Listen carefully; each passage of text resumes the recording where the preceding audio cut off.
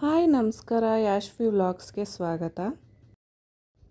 ಇವತ್ತಿನ ವಿಡಿಯೋದಲ್ಲಿ ಬೆಳಗ್ಗೆ ನನ್ನ ಬ್ರೇಕ್ಫಾಸ್ಟ್ ರೂಟೀನ್ ಹೇಗಿರುತ್ತೆ ಅನ್ನೋದು ನೋಡ್ಬೋದು ನೀವು.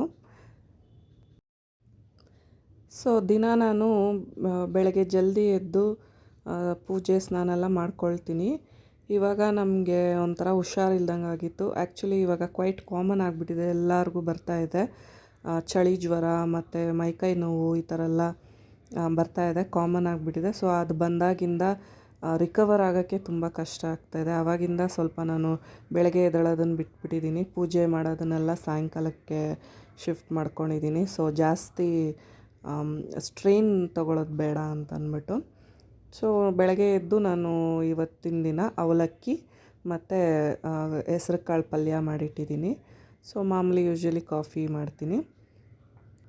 ಹಾಗೆ ದಿನ ನನ್ನ ಮಗಳನ್ನ ಈ ಥರ ತಪ್ಕೊಂಡು ಮುದ್ದಾಡಿ ಎಬ್ಬರಿಸಿಲ್ಲ ಅಂತಂದರೆ ನನಗೆ ಸಮಾಧಾನನೇ ಆಗೋಲ್ಲ. ಅವಳನ್ನ ತಪ್ಕೊಳ್ಳೋದು ನೋಡಿ ನನ್ನ ಮಗನೂ ಕೇಳ್ತಾನೆ, ಮಮ್ಮಿ ನನ್ನೂ ಹಂಗೆ ತಪ್ಕೊಂಡು ಎಬ್ಬರಿಸು ಅಂತ. ಬಟ್ ಅಷ್ಟು ಪೇಷನ್ಸ್ ಇಲ್ಲ. ಅವನು ಎದ್ದಿಲ್ಲ ಅಂದರೆ ಎದ್ದಳು ಅಂತ ಗದರಿಸ್ಬಿಡ್ತೀನಿ. ಬಟ್ ನನ್ನ ಮಗು ಮಾತ್ರ ಅದು ಮಲಗಿರುವಾಗ ನೋಡಿದ್ರೆ ಕಚ್ಚಿ ತಿಂದ್ಬಿಡೋಣ ಅಂತ ಅನಿಸುತ್ತೆ. ಫುಲ್ಲು ಮುದ್ದು ಮಾಡಿ ಎಬ್ಬರಿಸಿ ಎದ್ದಿದ ತಕ್ಷಣ ದೇವ್ರ ಮುಖ ತೋರಿಸ್ತೀನಿ. ಎಬ್ಬರಿಸಿ ಕೂರಿಸಾದ್ಮೇಲೆ ಅವಳೇ ಹಲ್ಲುಜ್ಜಿ ಮುಖ ತೊಳ್ಕೊಂಡು ಬರ್ತಾಳೆ. ಲಾಸ್ಟ್ ವೀಡಿಯೋದಲ್ಲಿ ಹೇಳ್ದಂಗೆ ಮೋಸ್ಟ್ಲಿ ಈವ್ನಿಂಗ್ ಸ್ನಾನ ಮಾಡಿಸ್ತೀನಿ. ಅಂಥ ಟೈಮಲ್ಲಿ ಅವಳೇ ಹಲ್ಲುಜ್ಕೊಂಡು ಬಂದುಬಿಡ್ತಾಳೆ. ಹಲ್ಲುಜ್ಕೊಂಡು ಮುಖ ತೊಳ್ಕೊಂಡು ಟಾಯ್ಲೆಟೆಲ್ಲ ಮುಗಿಸ್ಕೊಂಡು ಬರ್ತಾಳೆ. ಇಲ್ಲ ಅಂತಂದರೆ ನಾನು ಸ್ನಾನ ಮಾಡಿಸೋ ದಿನ ಅದನ್ನೆಲ್ಲ ನಾನೇ ಮಾಡ್ತೀನಿ.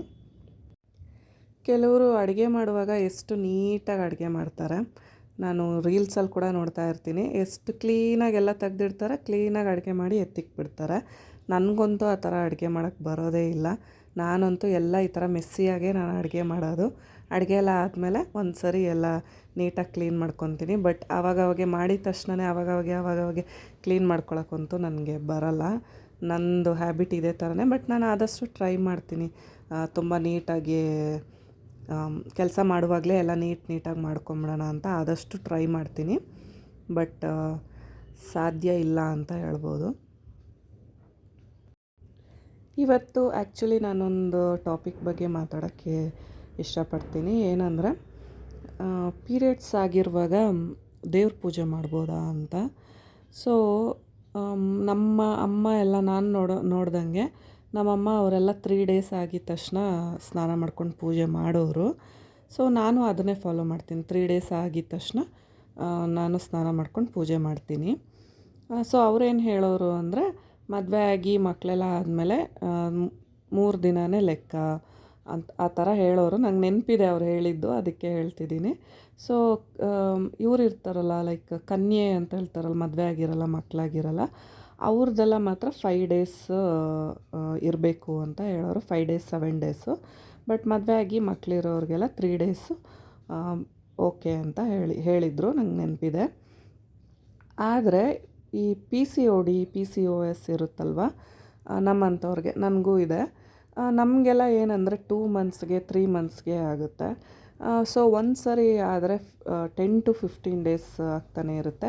ಅಂಥ ಟೈಮಲ್ಲಿ ನಾವು ಪೂಜೆನೇ ಮಾಡಬಾರ್ದಾ? 15 ಡೇಸ್ ತನಕನೂ ಪೂಜೆನೇ ಮಾಡಬಾರ್ದಾ? ಇದಕ್ಕೆ ಆನ್ಸರ್ ನನಗೂ ಗೊತ್ತಿಲ್ಲ. ಬಟ್ ನಾನು 3 ಡೇಸ್ ಆದಮೇಲೆ ನಾನು ಸ್ನಾನ ಮಾಡ್ಕೊಂಡು ನಾನು ಪೂಜೆನಂತೂ ನಾನು ಮಾಡ್ತೀನಿ.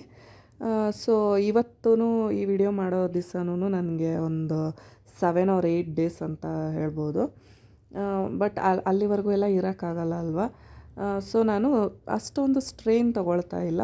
ಮನೆ ಕೆಲಸ ಮಾಮೂಲಿ ಆರಾಮಾಗಿ ನಿಧಾನಕ್ಕೆ ಮಾಡಿಕೊಂಡು ಈವ್ನಿಂಗ್ ಪೂಜೆ ಮಾಡ್ತೀನಿ. ಬಟ್ ನಾನು 3 ಡೇಸ್ ಆಗಿದ ತಕ್ಷಣ ಪೂಜೆ ಮಾತ್ರ ನಿಲ್ಲಿಸಿಲ್ಲ, ನಾನು ಮಾಡ್ತಾಯಿದ್ದೀನಿ. ಇದ್ರ ಬಗ್ಗೆ ಯಾರಿಗಾದ್ರೂ ಏನಾದರೂ ನಾಲೆಡ್ಜ್ ಇದ್ದರೆ ತಿಳಿಸ್ಕೊಡಿ. Back to the video. ಅವಲಕ್ಕಿ ಮತ್ತು ಹೆಸರು ಕಾಳು ಪಲ್ಯ ಮಾಡಿದ್ನಲ್ಲ, ಇದಕ್ಕೆ ಫ್ರೆಶ್ ಕಾಯಿ ತುರಿ ಹಾಕಿದ್ರೆ ಚೆನ್ನಾಗಿರುತ್ತೆ ಅಂತ ಗ್ರೈಂಡ್ರಲ್ಲಿ ತುರ್ಕೊಳ್ತಾ ಇದ್ದೀನಿ. ಆ್ಯಕ್ಚುಲಿ ಗ್ರೈಂಡರ್ ನಾನು ತೊಗೊಂಡಿದ್ದೇನೆ ಕಾಯಿ ತುರಿಯೋದು ಇದಕ್ಕೋಸ್ಕರ. ಆ್ಯಕ್ಚುಲಿ ಇವಾಗೆಲ್ಲ ನಾನು ಗ್ರೈಂಡರ್ನ ಹಾಕಿ ರುಬ್ಬಕ್ಕೆ ಯೂಸ್ ಮಾಡ್ತಾನೇ ಇಲ್ಲ. ಅಷ್ಟೊಂದು ಚೆನ್ನಾಗಿ ಬರೋಲ್ಲ. ಗ್ರೈಂಡರಲ್ಲಿ ರುಬ್ಬಿದ್ರೆ ದೋಸೆ ಮಾತ್ರ ಸೂಪರಾಗಿ ಬರುತ್ತೆ, ಇಡ್ಲಿ ಬರೋಲ್ಲ. ಸೊ ನಾನು ಬರೀ ಕಾಯಿ ತುರಿಯೋಕೆ ಇಟ್ಕೊಂಡಿದ್ದೀನಿ. ಆ್ಯಂಡ್ ನಾನು ಕಾಯಿ ತುರಿಯೋ ಮಿಷಿನು ತೊಗೊಳ್ಳೋಣ ಅಂತ ನೋಡಿದೆ. ಅದೆಲ್ಲ ಒಂಥರ ಭಯಂಕರವಾಗಿದೆ. ಆಮೇಲೆ ಏನಾದರೂ ಕೈ ಏನಾದರೂ ತುರ್ಕೊಂಬಿಟ್ರೆ ಏನು ಮಾಡೋದು ಅಂತ. ಸೊ ಅದಕ್ಕಿಂತ ಆದರೂ ಅವೆಲ್ಲ ಕಾಸ್ಟ್ ಕೂಡ 2,500-3,000 ಈ ಥರ ಇತ್ತು. ಸೊ ಈ ಗ್ರೈಂಡರು ನನಗೆ 4,000 ರೂಪಾಯಿಗೆ ಸಿಕ್ತು. ಸೊ ಬೆಟರ್ ಅನ್ನಿಸ್ತು. ಲೈಕ್ ಅಕ್ಕಿನೂ ರುಬ್ಕೋಬೋದು, ಆಮೇಲೆ ಕಾಯಿನೂ ರುಬ್ಕೋಬೋದು ಅಂತ. ಇನ್ನೂ ಕೆಲವು ಗ್ರೈಂಡರ್ಗಳು ಬರ್ತವೆ, ಅದರಲ್ಲಿ ನೀವು ಚಪಾತಿ ಹಿಟ್ಟೂ ರುಬ್ಕೋಬೋದು. ಬಟ್ ನನಗೆ ಚಪಾತಿ ಹಿಟ್ಟು ಅಂದರೆ ಏನಂತಾರೆ ಕಲಿಸ್ಕೊಳ್ಳೋ ಮಿಷಿನು ಸಿಗಲಿಲ್ಲ, ಆ ಮಾಡೆಲ್ ಸಿಕ್ಕಿಲ್ಲ, ಅಥವಾ ನನ್ನ ಬಜೆಟಲ್ಲಿ ಇರಲಿಲ್ಲ ಅಂತ ಹೇಳ್ಬೋದು. ಸೊ ನಾನು ಇದನ್ನೇ ತೊಗೊಂಡೆ, ಬಟರ್ಫ್ಲೈದು. ಸೊ ಪಲ್ಯ ರೆಡಿ, ಮತ್ತು ಅವಲಕ್ಕಿ ಮಾಡಿದ್ದೆ, ಅವಲಕ್ಕಿನೂ ರೆಡಿ. ಸೊ ನನ್ನ ಮಗಳಿಗೆ ಏನು ಮಾಡ್ತೀನಿ ಅಂತಂದರೆ, ಅವಳೇನೂ ತಿನ್ನಲ್ಲ. ಚಿತ್ರಾನ್ನ ಇದು ಎಲ್ಲ ಅನ್ನ ಸಾರು ಅಂತೂ ನಾನು ತಿನ್ಸಿದ್ರೆ ಮಾತ್ರ ತಿಂತಾಳೆ, ಅವಳೇ ತಿನ್ನಲ್ಲ. ಸೊ ಅವಳಿಗೆ ಟಿಫನ್ಗೆ ಅಂದ್ಬಿಟ್ಟು ಒಂದು ಮೆನು ಇಟ್ಕೊಂಡಿದ್ದೀನಿ. ಏನಂದರೆ ಒಂದು ದಿವಸ ಇಡ್ಲಿ, ದೋಸೆ, ಚಪಾತಿ, ಪೂರಿ, ಮತ್ತು ಒಂದು ದಿವಸ ಪ್ಲೇನ್ ರೈಸು ಆ ಥರ ಕಳಿಸಿದ್ರೇ ಅವಳು ತಿನ್ನೋದು. ಸೊ ಅವಳಿಗೆ ಎನಿ ಟೈಮು ನಾನು ಹಿಟ್ಟಿಕ್ಕಿರ್ತೀನಿ ಫ್ರಿಜ್ಜಲ್ಲಿ. ಇವತ್ತಿನ ದಿನ ಅವಳಿಗೆ ಅಂತ ಪೂರಿ ಮಾಡಿಕೊಡ್ತಾಯಿದ್ದೀನಿ. ಸೊ ನಾನು ಇಷ್ಟೆಲ್ಲ ಮಾಡೋಷ್ಟರಲ್ಲಿ ಮಕ್ಕಳು ಹಾಲಲ್ಲಿ ರೆಡಿ ಆಗ್ತಾ ಇರ್ತಾರೆ, ಒಬ್ರಿಗೊಬ್ರು ಹೆಲ್ಪ್ ಮಾಡ್ಕೊತಾರೆ. ನಾನು ಸೆಂಟರಲ್ಲಿ ಹೋಗಿ ಅವ್ರನ್ನ ರೆಡಿ ಮಾಡಿ ಬರ್ತೀನಿ. ಅದನ್ನೆಲ್ಲ ನಾನು ವೀಡಿಯೋ ಮಾಡಲ್ಲ, ಯಾಕಂದರೆ ಅವ್ರ ಯೂನಿಫಾರ್ಮಲ್ಲಿ ಇರೋ ವೀಡಿಯೋಸ್ನ ನಾನು ಮಾಡಲ್ಲ. ಅವರ ಪ್ರೈವಸಿ ಅದು ಎಲ್ಲ ಮುಖ್ಯ ಆಗುತ್ತಲ್ವ. ಸೊ ಅದಕ್ಕೆ ಯೂನಿಫಾರ್ಮಲ್ಲಿರೋ ಫೋಟೋಸೂ ನಾನು ಹಾಕಲ್ಲ. ಅವ್ರ ಯೂನಿಫಾರ್ಮ್ ಇರುವಾಗ ನಾನು ವೀಡಿಯೋ ಕೂಡ ಮಾಡಲ್ಲ. ಇದನ್ನೇ ನಾನು ಎಲ್ಲರಿಗೂ ಅಡ್ವೈಸ್ ಮಾಡೋದು, ದಯವಿಟ್ಟು ಮಕ್ಕಳು ಯೂನಿಫಾರ್ಮ್ ಹಾಕ್ಕೊಂಡಿರೋ ಫೋಟೋಸ್ ಆಗಲಿ ವೀಡಿಯೋಸ್ ಆಗಲಿ ಮಾಡಬೇಡಿ. ಏನಂದರೆ ಕೆಲವರು ಇರ್ತಾರಲ್ವ, ಸ್ಟಾಕರ್ಸ್ ಅಂತಾರೆ, ನಮ್ಮನ್ನೇ ವಾಚ್ ಮಾಡ್ತಾ ಇರ್ತಾರೆ. ಅವ್ರಿಗೆ ನಮ್ಮ ಪರ್ಸ್ನಲ್ ಇನ್ಫಾರ್ಮೇಷನ್ ಎಲ್ಲ ತುಂಬ ನಾವು ಬಿಟ್ಕೊಡ್ಬಾರ್ದು. ಸೊ ಅದರಿಂದ ಮಕ್ಕಳು ಪರ್ಸ್ನಲ್ ವಿಷಯ ಯಾವುದೂ ಸೋಷಿಯಲ್ ಮೀಡಿಯಾಗೆ ಹಾಕಬೇಡಿ. ಎಷ್ಟು ಹಾಕಬೇಕೋ ಅಷ್ಟು ಮಾತ್ರ ಹಾಕಿ. ಆ್ಯಸ್ ಎ ಪ್ಯಾರೆಂಟ್ ನೀವೇನು ಶೇರ್ ಮಾಡಬೇಕು ಅದನ್ನು ಶೇರ್ ಮಾಡಿ. ಅವ್ರ ಪರ್ಸ್ನಲ್ ಥಿಂಗ್ಸು, ಆಮೇಲೆ ಅವ್ರ ಸೇಫ್ಟಿ ಹಾಳಾಗೋ ಅಂಥ ವಿಷಯ ಮಾತ್ರ ಶೇರ್ ಮಾಡಬೇಡಿ. ಇವಾಗ ನನ್ನ ಮಗಂದು ಲಂಚ್ ಫುಲ್ಲು ಪ್ಯಾಕ್ ಮಾಡ್ತಾಯಿದ್ದೀನಿ. ಅವನಿಗೆ ಯೂಶ್ವಲಿ ಸ್ವಲ್ಪ ಜಾಸ್ತಿನೇ ಪ್ಯಾಕ್ ಮಾಡ್ತೀನಿ, ಯಾಕಂದರೆ ಅವನು ಟ್ಯೂಷನ್ಗೂ ಹೋಗಿ 5:30ಗೆ ಬರ್ತಾನೆ. ಅದಕ್ಕೋಸ್ಕರ ಇವತ್ತೇ ಆ್ಯಕ್ಚುಲಿ ಕಮ್ಮಿ ಹಾಕಿದ್ದೀನಿ. ಬೇರೆ ದಿನ ಎಲ್ಲ ನಾನು 2-3 ಥರ ಫ್ರೂಟ್ಸು, ಆಮೇಲೆ ಯಾವುದಾದ್ರೂ ಒಂದು ಸ್ನ್ಯಾಕು, ಬಿಸ್ಕೆಟೋ ಏನಾದರೂ ಇದೆಲ್ಲನೂ ಹಾಕ್ತೀನಿ. ಅದೆಲ್ಲ ಏನೂ ಇಲ್ಲ ಅಂತಂದಾಗ ಏನು ಬ್ರೇಕ್ಫಾಸ್ಟ್ ಮಾಡ್ತೀನೋ ಅದನ್ನೇ ಸ್ವಲ್ಪ ಜಾಸ್ತಿ ಹಾಕಿ ಕೊಡ್ತೀನಿ. ನನಗೆ ಈ ನಡುವೆ ಸ್ವಲ್ಪ ಸಬ್ಸ್ಕ್ರೈಬರ್ಸು ಚೆನ್ನಾಗೇ ಆಗ್ತಾಯಿದ್ದಾರೆ. ಸೊ ನನಗೆ ತುಂಬ ಐಡಿಯಾ ಇದೆ ವೀಡಿಯೋಸ್ ಮಾಡಬೇಕು ಅಂತ. ಬಟ್ ಹೇಳ್ತಾರಲ್ವ, ನಾವೆಷ್ಟು ವೀಡಿಯೋಸ್ ಮಾಡಿದ್ರೂ ಅದಕ್ಕೆ ವ್ಯೂಸ್ ಸಿಕ್ಕಿಲ್ಲ, ಸಬ್ಸ್ಕ್ರೈಬರ್ಸ್ ಸಿಕ್ಕಿಲ್ಲ ಅಂತಂದರೆ ಒಂಥರ ಡಿಮೋಟಿವೇಟ್ ಆಗುತ್ತೆ. ಸೊ ಅದಕ್ಕೋಸ್ಕರ ಒಂದೊಂದು ದಿವಸ ಮಾಡೋಕ್ಕೆ ಇಷ್ಟ ಆಗಲ್ಲ. ಎಷ್ಟೋ ವೀಡಿಯೋಸ್ ಮಾಡಿ ಇಟ್ಕೊಂಡಿರ್ತೀನಿ, ಬಟ್ ಎಡಿಟ್ ಮಾಡಿ ಅಪ್ಲೋಡ್ ಮಾಡೋಕ್ಕೆ ಇಷ್ಟ ಆಗಲ್ಲ. ಸೊ ಆ ಥರ ಡಿಮೋಟಿವೇಟ್ ಆಗುತ್ತೆ.